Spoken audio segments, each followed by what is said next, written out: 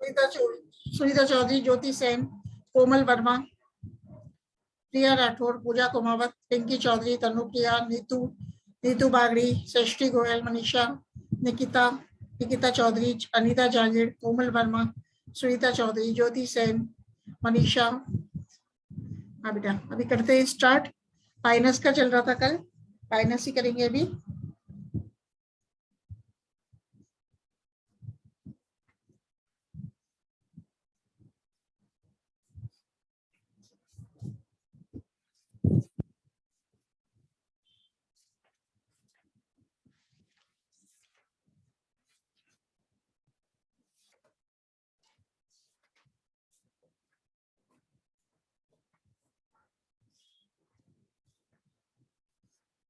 खुशबू आ गई, खुशबू कोमल वर्मा, खुशबू, ज्योति सेन,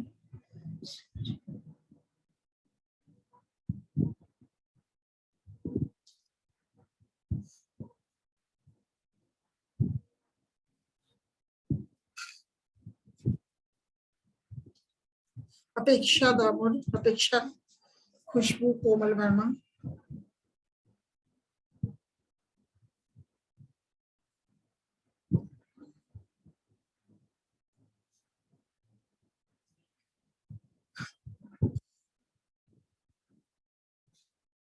मोनिका जजुंडा, मोनिका,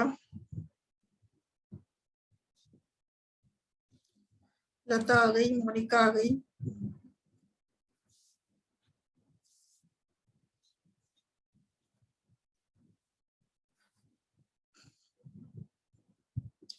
लता मोनिका, अपेक्षा।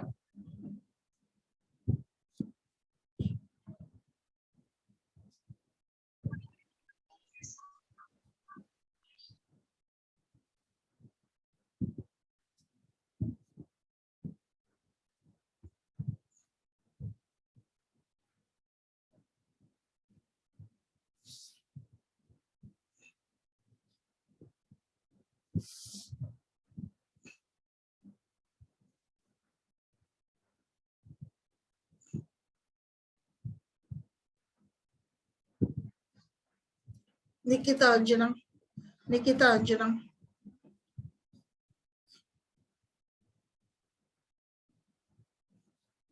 हाँ बेटा, अब स्टार्ट करते हैं। अपन पाइनस का ले लेते हैं। स्लाइड शेयर कर रही हूँ एक आपके साथ।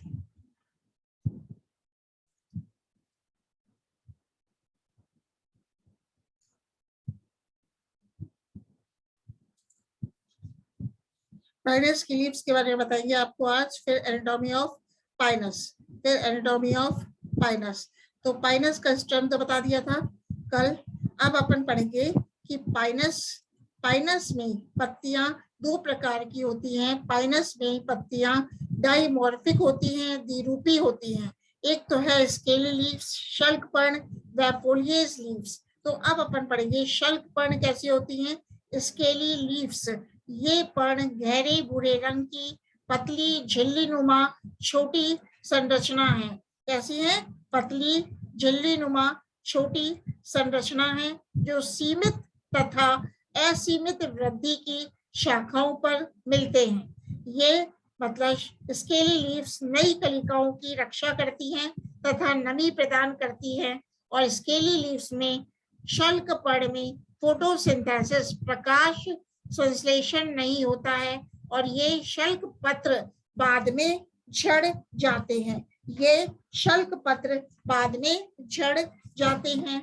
इसी प्रकार फोलिएज लीव्स सामान्य पर्ण, ये पर्ण मतलब फोलिएज लीव्स लंबे सूच्याकार नीडल शेप्ड होते हैं, और फोलिएज लीव्स हरे होते हैं, जो बोरी तथा सीमित वृद्धि वाली शाखाओं पर एक चक्र का निर्माण करते हैं। सामान्य पत्ती वाली सीमित वृद्धि की शाखाओं को पर्ण स्पर कहते हैं, फोलियर स्पर कहते हैं। तो सुई जैसी संरचना होने के कारण इन पत्तियों को सुई या नीडल नाम से जाना जाता है। मतलब इन फोलिएज लीव्स को नीडल्स के नाम से क्यों, नीडल लीव्स के नाम से क्यों जाना जाता है? क्योंकि इन फोलिएज लीव्स की संरचना सुई जैसी होती है। तो विभिन्न जातियों में पर्ण संख्या इस प्रकार से मिलती है, जैसे कि पाइनस मोनोफिला में पर्ण स्पर्म में पर्ण संख्या 1 होती है। पाइनस सिल्वेस्ट्रिस व पाइनस मर्कुसाई में पर्ण स्पर्म में पर्ण संख्या 2 होती है। इसी प्रकार पाइनस जिरार्डियाना व पाइनस लॉन्गिफोलिया पाइनस रॉक्सबर्गाई में पर्ण स्पर्म में पर्ण संख्या 3 होते हैं। पाइनस क्वाड्रिफोलिया में पर्ण स्पर्म में पर्ण संख्या 4 होते हैं। पाइनस वेलिशियाना व पाइनस एक्सेल्सा में पर्ण स्पर्म में पर्ण संख्या 5 होती है। तो अपन ये पत्तियां बोनी शाखाओं पर लंबे अरसे तक लगी रहती हैं तथा ये प्रकाश संश्लेषण का कार्य करती हैं। तो इस डायग्राम में अपन क्या देख रहे हैं, पाइनस विभिन्न प्रकार के पर्ण स्पर। तो अपन ने क्या पढ़ा कि पाइनस में the scale 2 types of leaves are found in pinus, scaly leaves as well as the foliage leaves. So the scaly leaves are dark brown and the scaly leaves are membranous, small, and these scaly leaves are borne on both the kinds of shoot. Scaly leaves कैसी होती हैं, झिल्ली नुमा होती हैं, dark brown होती हैं और दोनों तरह के प्ररूप पर scaly leaves लगती हैं।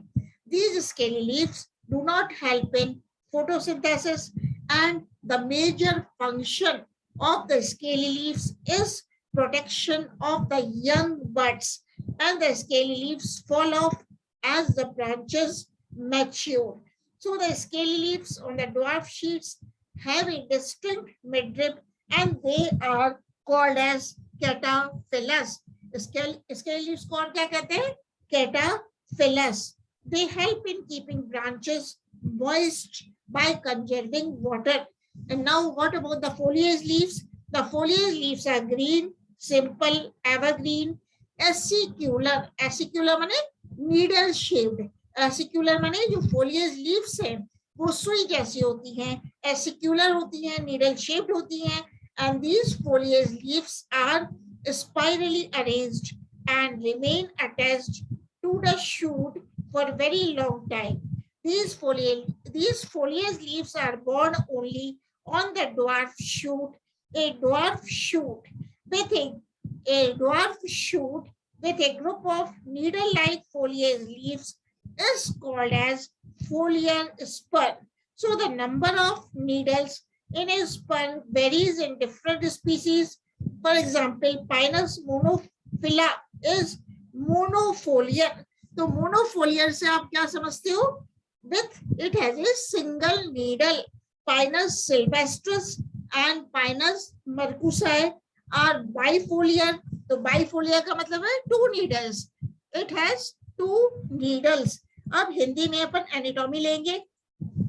ये देखो, पाइनस की आंतरिक संरचना के बारे में बात करेंगे अपन। इसकी बात करेंगे internal structure of the primary root of pinus. किसकी? पाइनस की प्राथमिक मूल की संरचना कैसे होती है। पहले तो ये डायग्राम देखो, ये डायग्राम किसका है? प्राथमिक जड़ का अनुप्रस्थ काट। किसका है? पाइनस की प्राइमरी रूट का टीएस दिखाया है। तो अपन सबसे पहले क्या स्टडी करते हैं? पाइनस की मूल, पाइनस की रूट द्विबीजपत्री मूल डाइकोट रूट के समान होती है और अनुप्रस्थ काट में करीब करीब गोल तथा निम्न भागों का प्रदर्शन करती है। तो एपिब्लेमा फर्स्ट अपन क्या देखते हैं? पाइनस की प्राइमरी रूट में एपिब्लेमा, बाह्य त्वचा, ठीक है। तो यह सबसे भारी एक स्तरीय एक कोशिकीय मूल रोम युक्त परत है। मूल रोम कुछ समय पश्चात नष्ट हो जाते हैं।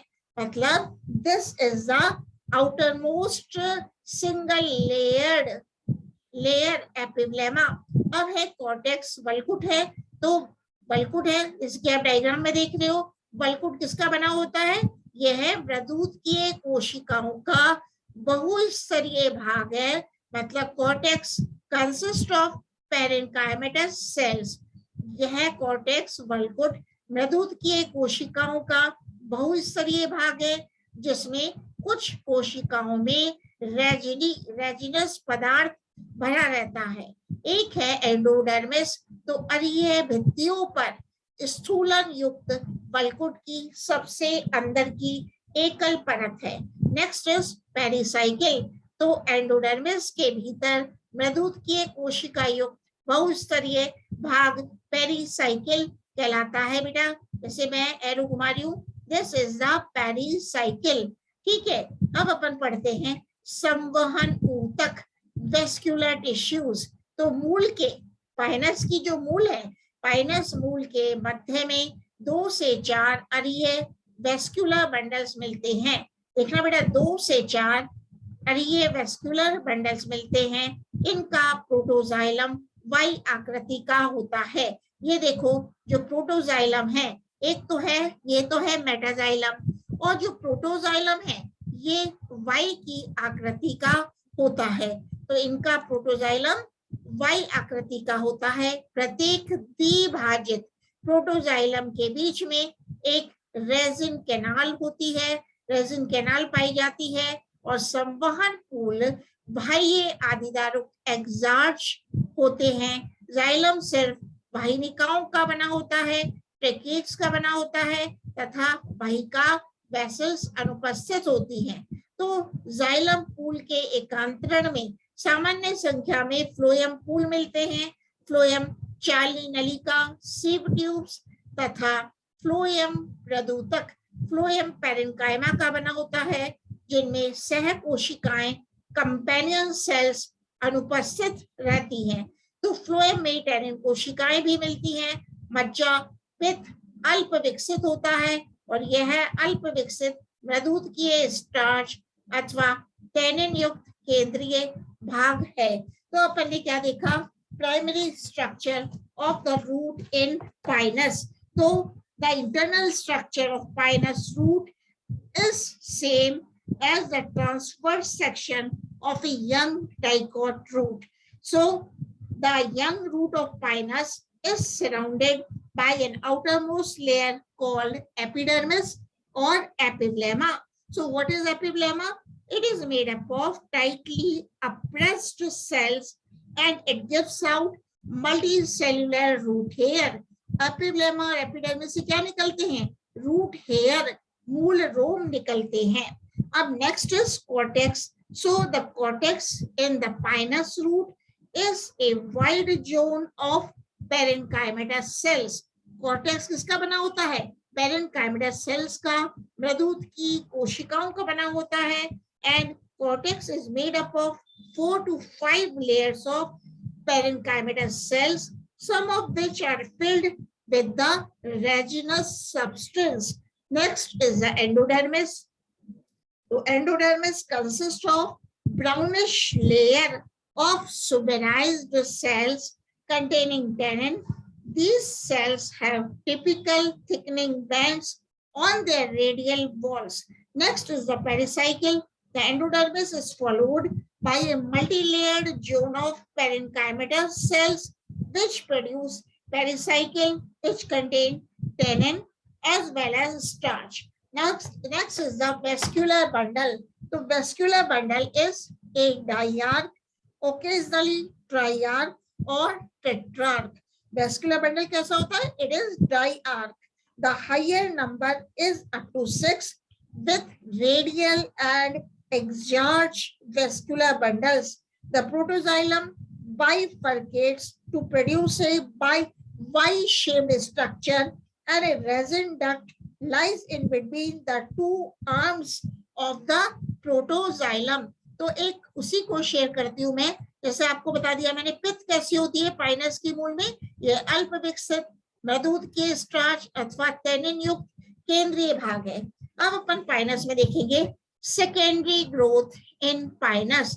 तो ये देखोगे पाइनस की ब्रॉड मूल का अनुप्रस्थ काट है जो कि लाइन डायग्राम है, जिसमें कि कॉर्क सेकेंडरी ग्रोथ के मारे क्या बन गया है, कॉर्क का निर्माण हो गया है। और आप देख रहे हो इसमें secondary phloem and secondary xylem. और ये है सेल्यूलर डायग्राम, कोशिकीय चित्र। तो अपन क्या पढ़े हैं, पाइनस की में सेकेंडरी ग्रोथ कैसे होती है मूल में। तो द्वितीयक वृद्धि सेकेंडरी ग्रोथ द्विबीज पत्री मूल की तरह ही होती है। तरुण अवस्था में एधा कैम्बियम अनुपस्थित होता है। बेटा जब यंग होती है, जब रूट यंग होती है तो उस समय कैम्बियम इज एब्सेंट। लेकिन बाद में अपन स्थिति देखते हैं कि बाद में क्या होता है, तरुण अवस्था में तो कैम्बियम अनुपस्थित होता है। बाद में जाइलम पूल तथा फ्लोएम पूल के बीच स्थित मृदुतक सक्रिय विभज्योतकी होकर एधा की पट्टी बनाती है। इनके विभाजन द्वारा अंदर की ओर द्वितीयक जाइलम तथा बाहर की ओर द्वितीयक फ्लोएम बनता है। देख लो बेटा, बाद में जब कैम्बियम एक्टिव हो जाती है तो बाहर की ओर तो क्या बन रहा है, मैं घुमा रही हूँ, सेकेंडरी फ्लोएम बन रहा है। तो अंदर की ओर सेकेंडरी जाइलम बनता है। मतलब कहने का मतलब है when the cambium is formed, this cambium becomes active to form the secondary phloem towards the outer side and secondary xylem towards the inner side। ठीक है, तो कैम्बियम के विभाजन द्वारा अंदर की ओर सेकेंडरी जाइलम द्वितीयक जाइलम तथा बाहर की ओर द्वितीयक फ्लोएम बनता है, जिसके परिणाम स्वरूप मूल की चौड़ाई में वृद्धि होती है। सेकेंडरी जाइलम द्वितीयक जाइलम व सेकेंडरी फ्लोएम द्वितीयक फ्लोएम के बीच मज्जा रश्मियां मेडुलरी रेज भी बनती हैं। अत्यधिक पुरानी जड़ में एक पूर्ण वलय मिलती है जो अंदर की ओर द्वितीयक जाइलम तथा बाहर की ओर द्वितीयक फ्लोएम बनाती है। द्वितीयक जाइलम की वाहिनिकाएं चौड़ी व लंबी होती हैं।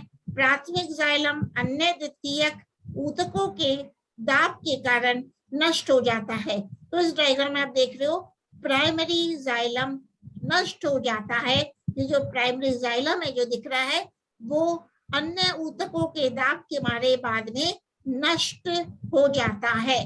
ठीक है, तो प्राइमरी जाइलम अन्य ऊतकों के दाब के कारण नष्ट हो जाता है। द्वितीयक ऊतकों के बनने से मूल की मोटाई में वृद्धि हो जाती है, जबकि प्राथमिक जाइलम अप्रभावित रहते हैं। परिरंभ की बाहरी परत में भी सक्रिय विभाजन होने से कॉर्क कैम्बियम अथवा कागज बनता है।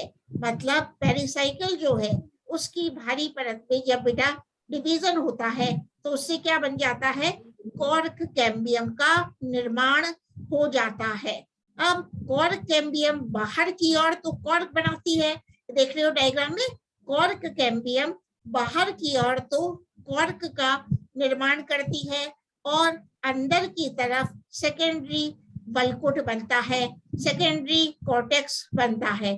तो मतलब the cork cambium forms cork towards the outer side and it forms secondary cortex towards the inner side. मतलब कॉर्क कैम्बियम बाहर की तरफ तो कॉर्क का निर्माण करती है और अंदर की तरफ सेकेंडरी कॉर्टेक्स का निर्माण करती है। मतलब जब सेकेंडरी ग्रोथ होती है तो सेकेंडरी कॉर्टेक्स रेजिन कैनाल युक्त होता है। अब सेकेंडरी कॉर्टेक्स कैसा होता है, रेजिन कैनाल युक्त होता है। कौन, सेकेंडरी कॉर्टेक्स। तो ये रही पाइनस में सेकेंडरी ग्रोथ कैसे होती है। लास्ट अपन पढ़ते हैं यंग स्टेम, पाइनस का युवा तना। तो आंतरिक संरचना की दृष्टि से पाइनस का युवा तना द्विबीजपत्री तने से अत्यधिक समानता दर्शाता है। अनुप्रस्थ काट में पाइनस का युवा तना लहरदार होता है। तना कैसा होता है, Pinus, the young stem of pinus is wavy in outline, लहरदार होता है। और प्राथमिक तना पाइनस का यंग स्टेम, पाइनस का प्राथमिक तना अनुप्रस्थ काट में निम्न भागों में बटा होता है। अभी डायग्राम भी शेयर करती हूँ। एक तो बेटा है एपिडर्मिस, एक है कॉर्टेक्स, एक है एंडोडर्मिस एंड पेरिसाइकिल।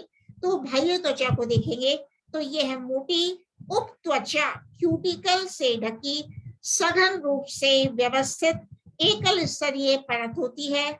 और कॉर्टेक्स पाइनस में बल्कुटी क्षेत्र दो भागों में बटा रहता है। बाहरी आउटर स्क्लेरेंकाइमेटस कुछ परतें हाइपोडर्मिस का निर्माण करती हैं और आंतरिक मृदुतक कोशिकाओं का बहुस्तरीय भाग आंतरिक बल्कुट भाग में रेजिन कैनाल तथा कुछ मृदुतकीय कोशिकाएं टेनिन युक्त होती हैं। तो मैं उसी को शेयर कर देती हूँ, एक डायग्राम को, कि पाइनस का युवा तना कैसा होता है। जैसे देखते हैं बेटा, पाइनस के युवा तना का जब अपन अनुप्रस्थ काट देखते हैं तो क्या पाएंगे, जो बाह्य त्वचा है, देखो बेटा एपिडर्मिस है, दिस इज द एपिडर्मिस। तो एपिडर्मिस मोटी क्यूटिकल से ढकी होती है और यह मोटी क्यूटिकल से ढकी सघन रूप से व्यवस्थित एकल स्तरीय परत है। This epidermis is single layered and is covered by cuticle. फिर बल्कुट कॉर्टेक्स कैसा है, पाइनस में जो कॉर्टिकल रीजन है दो भागों में बटा होता है। कौन कौन से भाग है, एक तो आपको दिख रहा है हाइपोडर्मिस कॉर्टेक्स, जैसे कि मैं आपको ये वाला भी दिखा रही हूँ। देखो बेटा, this is the resin canal. Cortex में रेजिन कैनाल भी पाई जाती है। तो कॉर्टेक्स की बात जब चल रही है तो पाइनस में बल्कुटी क्षेत्र दो भागों में बटा रहता है। बाहरी जड़ की कुछ परतें, बाहरी स्क्लेरेंकाइमेटस कुछ परतें हाइपोडर्मिस का निर्माण करती हैं। तो दिस इज द हाइपोडर्मिस। आंतरिक मृदुतकीय कोशिकाओं का बहुस्तरीय भाग आंतरिक बल्कुट भाग में रेजिन कैनाल तथा कुछ मृदुतकीय कोशिकाएं टेनिन युक्त होती हैं। अब ये भी आप कॉर्टेक्स का भाग है, एक तो हाइपोडर्मिस है, एक इस आंतरिक कॉर्टेक्स में क्या है, इनर कॉर्टेक्स में रेजिन कैनाल्स पाई जाती हैं।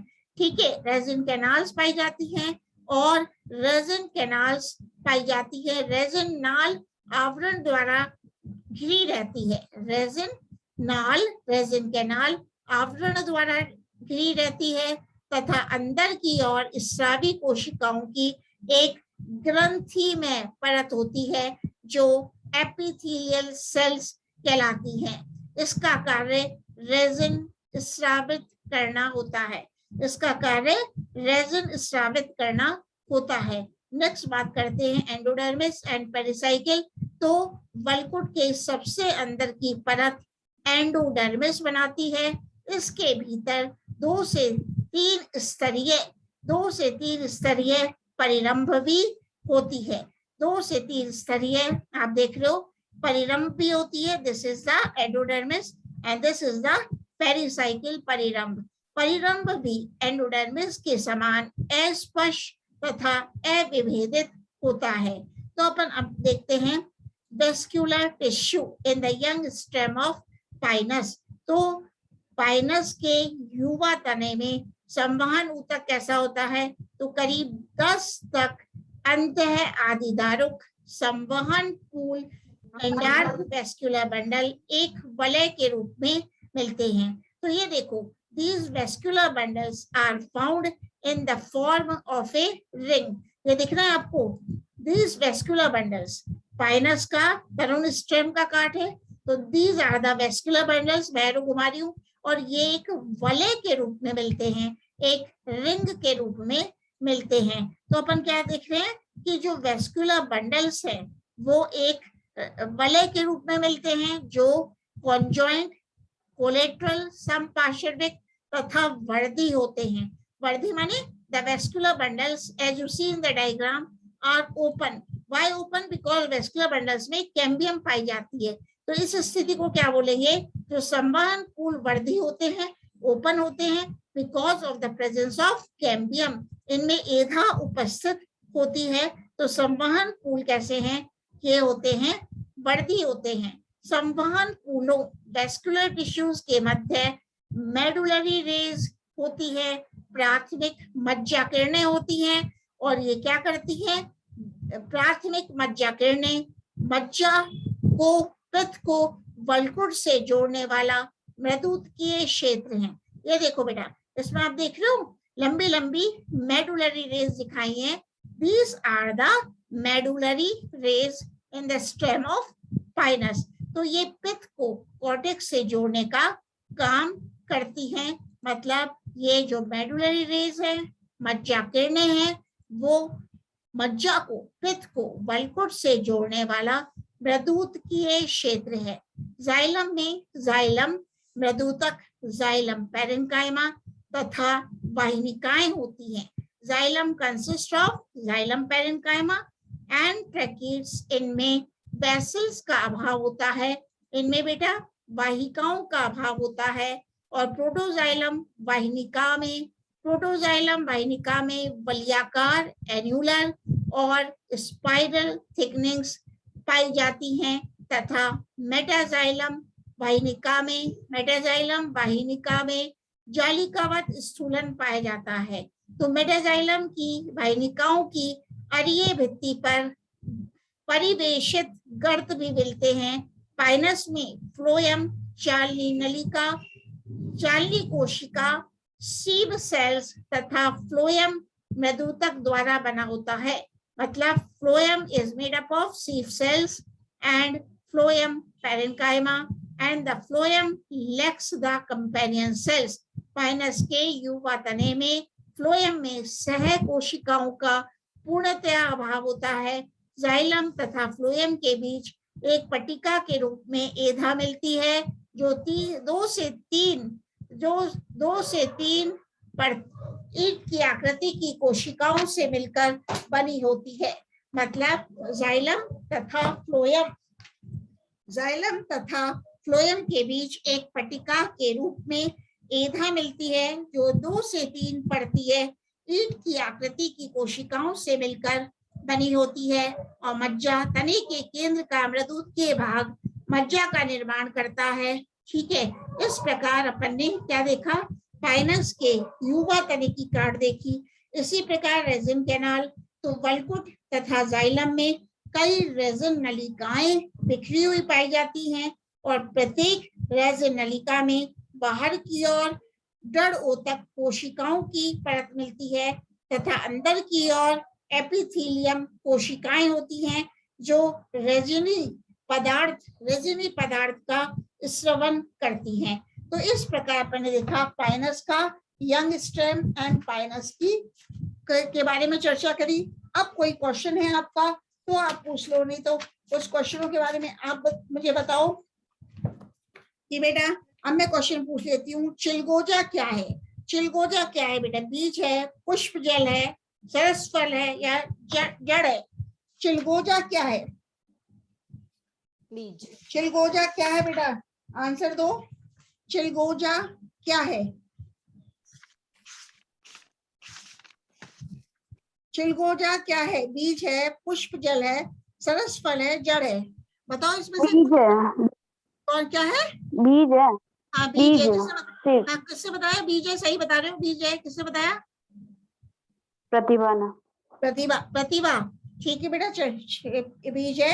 अच्छा, अब एक बात करें, पाइनस की सामान्य पर्ण होती है, मतलब the foliage leaf of Pinus is needle like, सुई की आकृति की, अंडाकार, चपटी, हंसियाकार। इसमें से कौन सी है?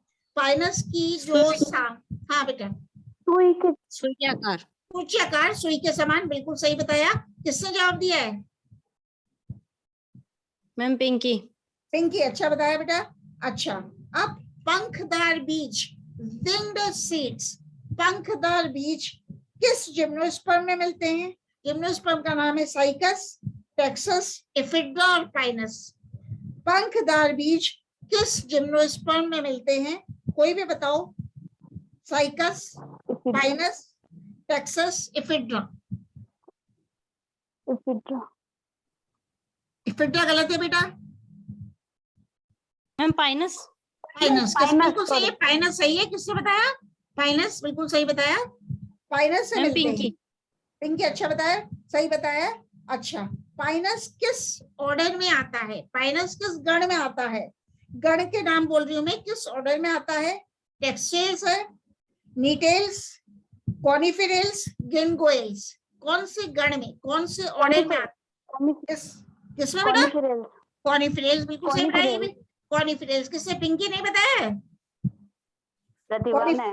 प्रतिभा बिल्कुल सही है। प्रतिभा है ना, ठीक है। पाइनस उसी में आता है, किसमें? कॉनिफेरस में आता है, ठीक है। अब नेक्स्ट क्वेश्चन मैं पूछती हूँ आपसे, पाइनस के बारे में एक और पूछे थे। पाइनस की दो जातियों के नाम बताओ, कोई भी दो जातियों के नाम बता दो, कोई भी बता दो जो अपन ने पढ़ी है ना पाइनस की। पाइनस जियार्डियाना, जियार्डिया और पाइनस मार्कुलिस, पाइनस मार्कुसाई। बिल्कुल सही है बेटा, पाइनस जिरार्डियाना एंड पाइनस मार्कुसाई। तो आ रहा है समझ में, पाइनस जिरार्डियाना व पाइनस मार्कुसाई। अब पाइनस की जो, अच्छा पाइनस के बारे में पूछे थे, साइकस के बारे में नहीं, कि पाइनस के बारे में आप अभी लेटेस्ट पढ़ रहे हो। पाइनस में किस प्रकार की मूल पाई जाती है? पाइनस में जो मूल होती है, मूसला मूल। मूसला मूल बिल्कुल सही है। टैप फ्रूट पाई जाती है, मूसला मूल पाई जाती है पाइनस में, बिल्कुल सही बोल रहे हो। पाइनस में इस तरह की मूल पाई जाती है। अब पाइनस में क्या मिलता है अपन को? पाइनस कौन से फैमिली में आता है? पाइनस कौन से कुल में आता है? पाइनस का कुल का नाम बताओ, फैमिली। कॉनिफिडेल्स। कॉनिफिडेल्स ऑर्डर हो गया। पाइनेसी बिल्कुल सही। पाइनस आता है पाइनेसी फैमिली में, कुल हुआ। कॉनिफिडेल्स का बेटा ऑर्डर, पाइनेसी फैमिली बताया, इससे बिल्कुल करेक्ट है, बिल्कुल करेक्ट बता रहे हो। पाइनेसी कुल में रखा गया है, पाइनस को पाइनेसी कुल में रखा गया है। अब अपन सेकंड नेक्स्ट क्वेश्चन में आपसे पूछती हूँ, पाइनस में जो पत्तियां होती हैं डाइमॉर्फिक होती हैं, द्विरूपी होती है, उससे आप क्या समझते हो? Dimorphic, what do you understand by the term dimorphic, या द्विरूपी से आप क्या समझते हो? दो प्रकार की पत्तियां पाई जाती है। कितने प्रकार की? दो प्रकार की पत्तियां पाई जाती हैं। कौन कौन सी है बेटा? शल्कपर्ण और सामान्य पर्ण। बिल्कुल सही बताया, शल्कपर्ण और सामान्य पर्ण। किससे बताया? अस्मिता। अस्मिता बिल्कुल सही बताया। बिल्कुल, 2 types of leaves are found in pinus. कौन कौन सी अस्मिता ने बताई? शल्कपर्ण व सामान्य पर्ण फोलिएज लीव्स। बिल्कुल सही बताया अस्मिता, ठीक है। अब नेक्स्ट क्वेश्चन मैं पूछती हूँ कि पाइनस का स्टेम पड़ा, मतलब वर्धी से आप क्या समझते हो? पाइनस के जो वेस्कुलर बंडल्स होते हैं संबंध फूल ओपन होते हैं, वर्धी होते हैं, तो वर्धी से आप क्या समझते हो?